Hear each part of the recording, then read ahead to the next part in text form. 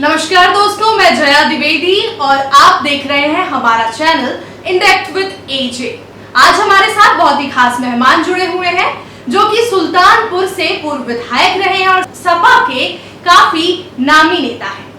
मैं बात कर रही हूँ किसी और की नहीं बल्कि अनूप सांडा जी की। सर, आपका बहुत बहुत स्वागत है हमारे साथ जुड़ने के लिए। तो मैं आज आपसे कुछ देश के और जो हमारे राज्य के बड़े मुद्दे हैं उन पर चर्चा करूंगी। सबसे पहला तो मैं कोरोना पे ही बात करना चाहती हूँ कि चाहे देश की बात करें, चाहे प्रदेश की बात करें, चाहे हमारे शहर के स्तर की ही बात करें, तो कोरोना के जो इलाज चल रहा है और जिस तरीके से सरकार उससे डील कर रही है, टैकल कर रही है, वो बहुत ही लचर-पचर स्थिति में है और सपा लगातार इस पे आरोप भी लगाती रही है। तो क्या सपा के पास कोई रणनीति है कि अगर वो सत्ता में होती तो उससे कैसे टैकल करती, या फिर वो योगी जी और मोदी जी के लिए उनके पास कोई आइडिया हो, कोई व्यू हो, कोई विजन हो जो वो देख के उन्हें बता सके कि बेहतर तरीके से किस तरह से योगी जी या नरेंद्र मोदी जी इसको टैकल कर सकते हैं? नहीं, बिल्कुल। देखिए, ऐसा है कि मेरा ये मानना है कि सरकार चलाने के लिए योग्यता, ईमानदारी, इच्छा शक्ति और उसके साथ साथ संवेदनशीलता भी होनी चाहिए। इस सरकार में ना संवेदनशीलता है, ना योग्यता है। अगर आप मुझे माफ करें तो मैं कहना चाहूंगा कि ये सरकार पूरे देश में एक व्यक्ति की सनक से चल रही है। पूरा देश एक व्यक्ति की सनक की वजह से इस पूरी कोरोना आपदा में कष्ट झेल रहा है। तीसरी चीज यह है कि इस अवसर पर जो कोरोना की स्थिति थी, जिस तरीके का व्यापक तौर पे इसका प्रसार हो रहा था, स्वास्थ्य विभाग में जिस तरीके से तैयारियां की जानी चाहिए थी या स्वास्थ्य विभाग को जिस तरीके से बजट एलोकेट किया जाना चाहिए था और जितनी पारदर्शिता के साथ किया जाना चाहिए था, उसमें से कोई भी काम नहीं हुआ। मुझे दुख है इस बात का कि देश के प्रधानमंत्री और देश के मुख्यमंत्री, उत्तर प्रदेश के मुख्यमंत्री ताली और थाली बजा करके, दिया और मोमबत्ती जलवा करके ये बात तो कहते रहे कि इससे हम स्वास्थ्य कर्मियों का मनोबल बढ़ाने की बात करेंगे, लेकिन स्वास्थ्य कर्मियों को पीपीई किट आप नहीं दे पाए, स्वास्थ्य कर्मियों को मास्क के लिए संघर्ष करने पड़े, स्वास्थ्य कर्मियों की पिटाई बहुत से इलाकों में हुई और जो स्वास्थ्य कर्मी अपना काम करते हुए कोरोना के वजह से संक्रमित हुए और उनकी मौत हुई, क्या उनके परिवारों को वो राहत और वो संवेदना सरकार की तरफ से प्राप्त हुई जो उनको प्राप्त होनी चाहिए थी? मनोबल बढ़ाने के लिए आपने कोरोना योद्धा का नाम सरकार ने दिया था, तो योद्धा का मनोबल बढ़ाने के लिए हमेशा उसको उसकी बलिदान पर उचित पुरस्कार और उचित प्रोत्साहन दिया जाना चाहिए। आपने सेना को लड़ने के लिए भेज दिया, यानी स्वास्थ्य कर्मियों को कोरोना से लड़ने के लिए भेज दिया। आप जानती हैं कि उत्तर प्रदेश जैसा राज्य जिसकी आबादी 23 करोड़ से ज्यादा है, इसमें जितने टेस्ट प्रतिदिन हो रहे हैं और ये भी अब 1 महीने से शुरू हुए, क्या इतने टेस्ट पर्याप्त है? क्या सरकार जो निर्धन वर्ग के लोग हैं, जिनकी रोजमर्रा की मेहनत मजदूरी से जो रोज चूल्हा जलाते थे, रोज खाना पकाते थे, क्या लॉकडाउन जब सरकार ने किया है तो उनके लिए राशन की, खाने की, दवा की उचित व्यवस्था की है? और मैं तो इसके आगे भी एक बात आपसे कहना चाहता हूं कि इस बात पर भी आप लोगों को अध्ययन करना चाहिए कि कोरोना के नाम पर अस्पतालों की ओपीडी तक बंद कर दी गई। यहाँ तक कि जो उत्तर प्रदेश का सबसे बड़ा लारी हार्ट केयर सेंटर है, मेडिकल कॉलेज का ही एक अंग है, उसमें बगैर कोरोना की जांच कराए मरीजों का इलाज नहीं हो रहा है। कितने मरीज कोरोना न होते हुए भी उचित समय पे इलाज न मिलने से मौत के घाट गए, इस बात की भी जांच होनी चाहिए। ये तो सर एकदम क्लियर बात है कि बिना रैपिड टेस्ट के किसी भी, चाहे वो छोटा सा खांसी जुकाम दिखाने गया हो, नॉर्मल सीजनल खांसी जुकाम बुखार भी हो, तो उसको भी पहला इनका प्रोविजन ये अब आ गया है कि रैपिड टेस्ट ये करा ही रहे हैं। बिना उसके अगर आदमी जूझ रहा है और मरती स्थिति में भी है तो उसका इलाज नहीं हो पा रहा। आप सुल्तानपुर की ही बात करें तो यहाँ पे 7-7 दिन लेट पोस्टमार्टम रिपोर्ट्स आ रही थी, 7-7 दिन लग जा रहे थे पोस्टमार्टम होने में, और कोई आदमी का एक्सीडेंट हुआ तो परिवार के 7 दिन इंतजार कर पाएगा? 7 दिन बाद अगर पोस्टमार्टम रिपोर्ट आएगी तो ये तो बहुत ही दयनीय स्थिति है। बात करती हूँ मैं आपसे दूसरे सवाल की कि जो उत्तर प्रदेश की राजनीति है, इतिहास जो इसका जुड़ा हुआ है, हमेशा धर्म और जाति से रहा है। कोई भी नेता है तो वो धर्म और जाति की बात पहले करता है, बाद में आगे की जमीनी मुद्दों की और पब्लिक की क्या परेशानियां है, इसकी बात तो बहुत बाद में आती है। और अभी हमारे संजय सिंह जी भी, जैसे कि उन्होंने भी बीजेपी को बताया कि एसटीएफ का फुल फॉर्म उन्होंने नया दिया है। तो हर नेता इसी तरीके से अगर जाति और धर्म पे बात करता रहेगा तो जमीनी मुद्दों की बात कौन करेगा? कि मैं इसमें आपको ये कहना चाहता हूँ, पहली बात तो क्या है कि धर्म का इस्तेमाल राजनीतिक लाभ के लिए नहीं होना चाहिए। जी सर। धर्म से मेरा मतलब है जो एक प्रत्येक धर्म या प्रत्येक पंथ जो कह लीजिए, जिन भी महापुरुषों ने इनका प्रवर्तन किया, उन्होंने अपने देश और परिस्थितियों के हिसाब से कुछ नियम बनाए, एक सामाजिक आचार संहिता बनाई। लेकिन हुआ क्या है कि पूजा पद्धति, ये धर्मों का टकराव नहीं है, ये पूजा पद्धतियों का टकराव है। और सरकार पूजा पद्धतियों का जो टकराव है उसको धर्म के रूप में परिभाषित करके जनता को एक करने के बजाय जनता को विभाजित करने का काम कर रही, क्योंकि सरकार उस विशेष विचारधारा को मानने वाले लोगों की सरकार है, जिसके एक बहुत बड़े विचारक ने कहा था कि हिटलर हमारा आदर्श है और देश को हिंदू राष्ट्र बनाया जाना चाहिए। मैं पूछना चाहता हूं कि अगर हिंदू राष्ट्र बनाना है तो उस हिंदू राष्ट्र में मुझे ये बताएं कि जो 85% पिछड़ी और दलित जातियां हैं, अगर हिंदू राष्ट्र बनेगा तो उनको क्या सवर्णों के बराबर अधिकार देने का काम करेगी ये सरकार? अब दूसरा प्रश्न आपने श्री संजय सिंह के बयान के, मुझे लगता है कि संजय सिंह ने कोई ऐसा बयान नहीं दिया है। उनका तो मुझे लगता है अभिनंदन लोगों को करना चाहिए कि एक जमीनी हकीकत को उन्होंने सामने लाने का साहस किया है। और वो जिस जाति से संबंध रखते हैं, अगर उस जाति के प्रति सरकार पूर्वाग्रह से ग्रस्त होकर के उसके पक्षपात पूर्ण रवैया कर रही है, उसकी मदद ज्यादा कर रही है, तो ये तो उन्होंने साहस का काम किया और मुझे लगता है कि उनका अभिनंदन किया जाए। आगे मैं आपसे ये सवाल पूछना चाहती हूँ कि उत्तर प्रदेश में ब्राह्मण का मुद्दा इतना इस समय छाया हुआ है, जब से विकास दुबे हत्याकांड हुआ, हत्याकांड के लिए उन्हें एनकाउंटर किया गया, तब से ये मामला गरमाया है कि ब्राह्मणों का शोषण हो रहा है।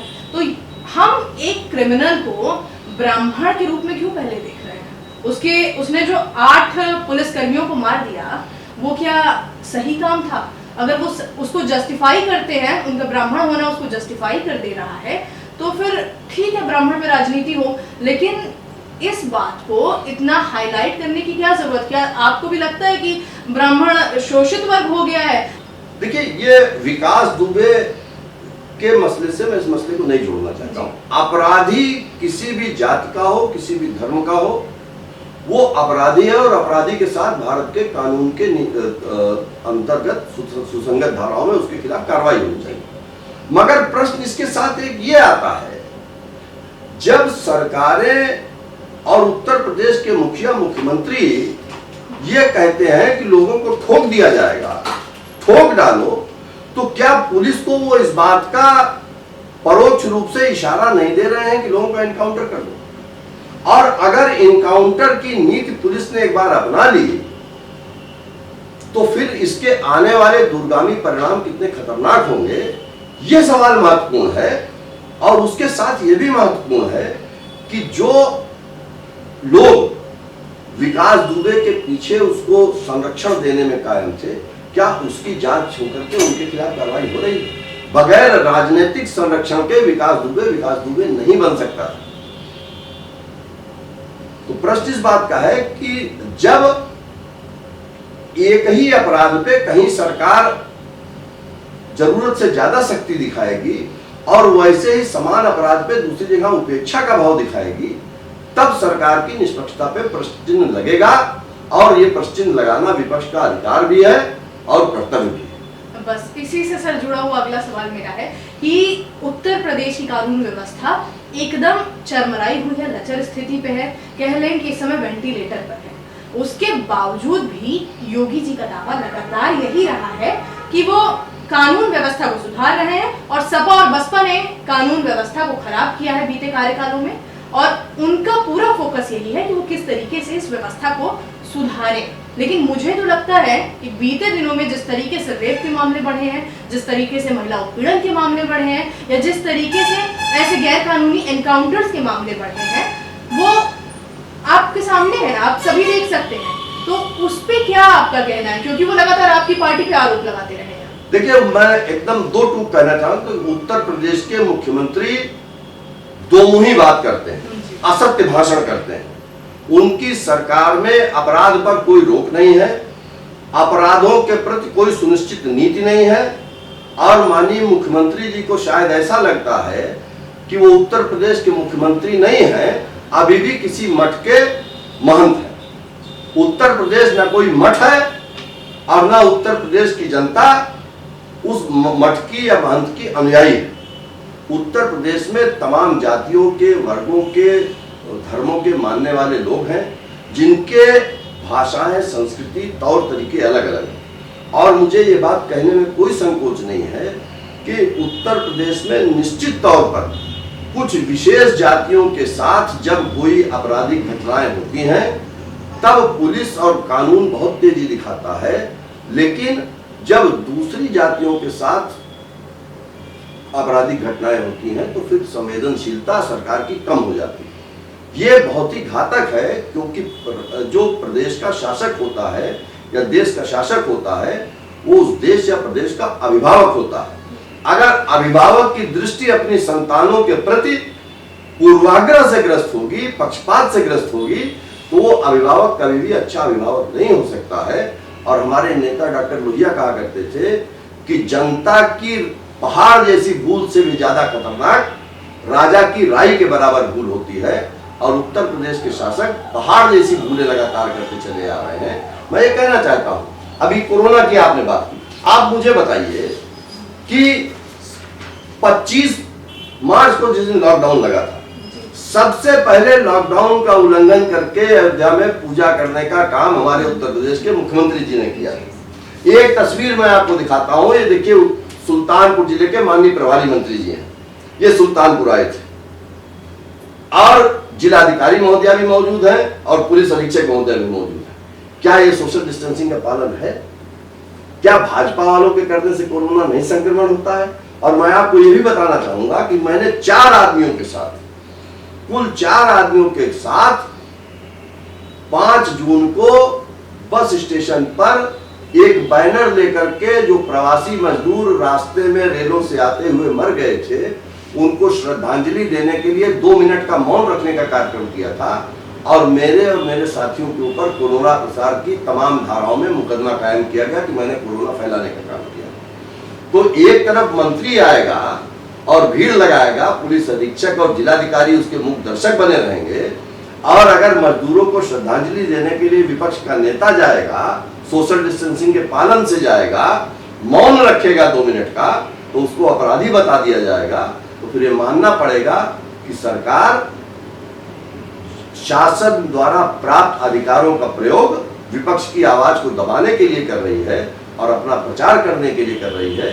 और जब शासक नियमों का स्वयं उल्लंघन करेगा तो फिर उस प्रदेश में उसके अधिकारी और कर्मचारी किस दिशा में ले जाएंगे, ये बात समझिए। मैंने पहले ही कहा कि सरकार धर्म, जाति, लिंग, भाषा के आधार पर अपनी प्रजा में भेदभाव कर रही है, और जब सरकार भेदभाव करेगी तो उसके दूरगामी परिणाम उस समाज के लिए बहुत घातक निकलेंगे। और ऐसी परिस्थितियों से सदैव अराजकता और आतंकवाद का जन्म होता रहा है, इस बात को हमें याद रखना चाहिए। और अगर शासन ने अपनी इन गलतियों को नहीं सुधारा और विपक्ष ने इसके खिलाफ आवाज उठाई, तो मेरा मानना है कि विपक्ष का अधिकार भी है, और अधिकार से बढ़कर के कर्तव्य है कि सरकार अगर कुछ गलत कर रही है तो इस लोकतंत्र में वो अपनी आवाज उठाए। सर, मेरा आपसे आखिरी सवाल ये है कि लगातार योगी आदित्यनाथ जी भी और प्रधानमंत्री नरेंद्र मोदी भी महिला सशक्तिकरण की बात करते हैं। अभी इसी 15 अगस्त को अपने भाषण में महिला सशक्तिकरण का मुद्दा पीएम मोदी जी ने जोर शोर से उठाया, लेकिन वो ये भूल जाते हैं कि हमारे देश में और हमारे अपने प्रदेश उत्तर प्रदेश में आसपास के जिलों में लगातार महिलाओं का शोषण होता है, उत्पीड़न होता है, रेप के मामले सामने आते हैं, चाहे वो बुलंदशहर में हो, चाहे लखीमपुर खीरी में हो, चाहे यही अमेठी की महिलाएं विधानसभा के सामने जाके आत्मदाह करती हैं। तो ये मामले लगातार सामने आते हैं। महिलाओं की स्थिति कब सही होगी और कब ये सच में सशक्त बन पाएंगी? देखिए, जब तक शासक की दृष्टि साफ नहीं होगी और प्रगतिशील नहीं होगी, तब तक समाज में जो कुरीतियां कई हजार सालों से चली आ रही हैं उनसे निपट पाना संभव नहीं होगा। और मुझे कहने में कोई संकोच नहीं है, जैसा मैंने पहले भी कहा कि ये सरकार प्रत्येक अपराध में अपना प्रचार करने का अवसर ढूंढती है। अभी आपने अमेठी की एक महिला के आत्मदाह की बात उठाई, उस महिला की समस्या हल हुई या नहीं हुई ये तो समाचार पत्रों में नहीं आया, लेकिन अगले दिन ये जरूर आया कि किसी एक विशेष दल के नेता ने इसको उकसा करके भेजा था, उसको जेल भेज दिया गया है। आप देखिए कि एक भाषण के आधार पर गोरखपुर के डॉक्टर कफील को रासुका लगा करके बंद किया गया है। हमारी समाजवादी पार्टी के नेता माननीय आजम खान साहब ऊपर बकरी चोरी से लेकर के भैंस चोरी तक के मुकदमे लिखाए गए हैं। तो ये शासन ऐसा करके संदेश ये देना चाह रहा है, मैं तो साफ कह रहा हूं कि ये शासन प्रदेश को और देश को एकजुट करने के बजाय इस देश में सांप्रदायिक ध्रुवीकरण करना चाहता है। ये जिस विचारधारा से परिचालित होने वाले राजनीतिक दल की सत्ता है इस देश में, वो विचारधारा ही मनुष्य के बीच में भेद करने की विचारधारा। और मैं चुनौती देकर के कहता हूं कि अगर भारतीय जनता पार्टी या शासक दल के कोई भी नेता हिंदू समाज की एकता की ही बात करते हो तो वो खुल करके इस बात कहें कि हम मनुस्मृति के में लिखे हुए सारे मंत्रों का, सारी संहिता का की निंदा करते हैं और हिंदू समाज में वर्ण व्यवस्था जो है उस वर्ण व्यवस्था को मानने से इनकार करते हैं। अगर ऐसा करें वो, तब मैं मानूंगा कि वो हिंदू सशक्तिकरण या भारतीय समाज में एकजुट करने की बात कर रहे हैं। लेकिन राजनीतिक कारणों से कुछ जाति विशेष के लोगों की, कुछ वर्ग विशेष के लोगों की भावनाओं को उभार करके वोटों का ध्रुवीकरण कराने तक का इनका लक्ष्य है। और ये लक्ष्य अगर ये प्राप्त करते रहेंगे तो इसका अंत देश के एक और विभाजन में होना है। बात मैं आज आपसे कह रहा हूँ। और आने वाले समय में हमारी आने वाली जो पीढ़ियां होंगी, आज जो गलत हो रहा है इसका परिणाम हमारे आने वाली पीढ़ियां भोगेंगी और देश भोगेंगे। धन्यवाद सर आपका अपना बहुमूल्य समय मुझे देने के लिए। इसी के साथ हम इस कार्यक्रम का अंत करते हैं। हम फिर मिलेंगे आपके साथ, लौटूंगी मैं एक नए टॉपिक के साथ। तब तक के लिए आप मेरा चैनल इन डेप्थ विद एजे जरूर सब्सक्राइब करें। आपका बहुत बहुत धन्यवाद इस कार्यक्रम में मुझे बुलाने के लिए। जी थैंक यू।